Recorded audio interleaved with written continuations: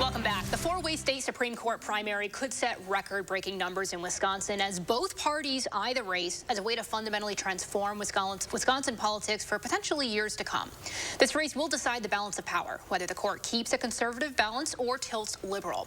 WisPolitics editor J.R. Ross joins me now. J.R., good morning. How are you doing today? We are good. Good. Where do we expect this race to fall compared to, say, an average Supreme Court primary race in terms of money? Everybody keeps saying it's going to be the most expensive race we've ever seen. The question is how expensive. So you have to kind of set some benchmarks, right? So the record we've seen so far is between candidate spending and outside groups, about $10 million, according to the Wisconsin Democracy Campaign. Okay, so there's your benchmark. The Democracy Campaign also looked at spending in the governor's races, right, and looked at this past one in 2022. They tallied $164 million. That is a 76% increase over 4 years earlier. So use that benchmark. Just if we see this similar kind of trajectory, we're talking the $17 to $20 million range. The question is, will we hit that or even more? Because it's not just about the Supreme Court. Believe it or not, this is the only kind of big race in the nation this year. Yes, there are governor's races in places like Louisiana. Those aren't swing states.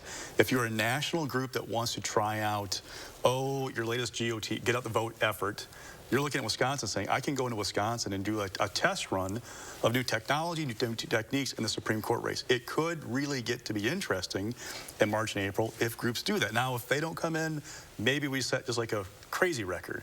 If they come in, it could be a superbly crazy record that we see for spending in the Supreme Court race. So it's the third party, the really big, the big third party groups that you're keeping an eye on then. Oh, absolutely. But also, Janet Prasewicz, I mean, she set a record for fundraising by a candidate for Supreme Court in the year before a race. So Shirley Abramson was the Chief Justice of the court when she ran for election in 2009. In 2008, she raised more than $800,000.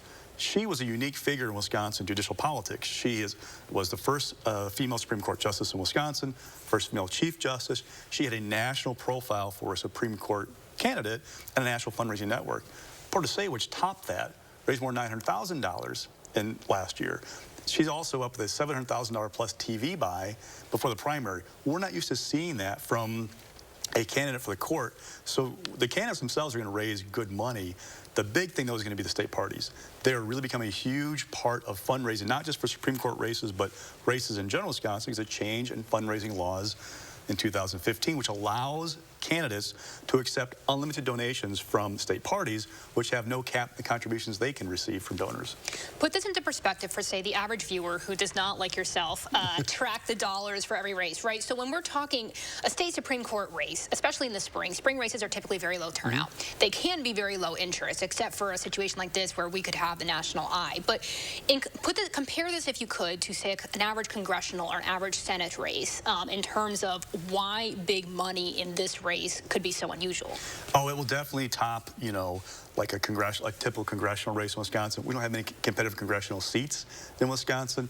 Now, the Senate campaign last year, more than, I think, $200 million spent between everybody. We're not going to get anywhere close to that, or the governor's race. But we are going to see an influx of money, unusual, what we're used to seeing Supreme Court races, guessing mostly because of the parties. Go back and look in the history of Supreme Court races. The state Democratic Party didn't really get involved in the Supreme Court races for a long time. Whether it was the candidate who said, I don't want your help, or the party leadership saying, I don't want to get involved, Republicans were quicker to get in. If you go back and look, like in 2016, there wasn't any help from the Democratic Party for Joanne Kloppenburg, whereas Rebecca Bradley got a little bit of help, the state GOP, about $70,000. 2019, that race, the state Democratic Party didn't do anything for Lisa Neubauer, who's largely self-funded. The Republicans did something for Brian Hagler, not as much. Now in 18, Republicans did more for Michael Skronek than they did at any other race. A little bit for Dallet from the Democratic Party. Go back to 2020. Now we're seeing the state Democratic Party giving Joe Karofsky $1.4 million, not quite $1.4 million. That's an escalation from nothing in 19 to $1.4 million the next year. Leadership went, okay, wait, we have the ability to raise money in limited amounts and transfer it to a candidate. There are big stakes here because of what the court does. Redistricting, abortion, I mean, the list goes on. Scott Walker's Act 10 from 2011. You can see that challenged again if the court flips. The party under Ben Wickler has been a fundraising machine. And that's one reason why when I talk to my sources, my conservative sources, a lot of them are pessimistic about this spring. And it's because they look at the parties and go, okay, Brian Shimmy's the new state GOP chair. He's trying to get them up to speed fundraising-wise. But looking back at 2022, the state GOP took in about $13.4 million to its main state account, which is a lot of money. The Democratic Party, though, raised $23.8 million.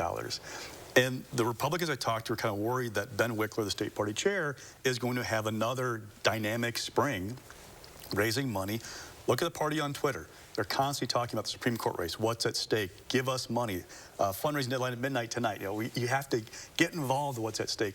The Republicans I talked to are worried that the state Democratic Party can be a huge force in this race this spring. And money isn't always a deciding factor, but in something like this, it often can be a harbinger of what's to come, for sure. Absolutely. I mean, it gives you the chance to get up on the air and to spread your message. I mean, people hate it sometimes, but if you have money, you have a message. You have an opportunity to spread your message in politics. And we have very little time left in this segment, but just really quickly, touch on who you think the big players are, right? So we have the classic big millionaires, billionaires that typically pour money into whether it's liberal or conservative politics. Who do you think are the big spenders in this race? Just in the primary so far on the left, we're just seeing Protasiewicz spending money.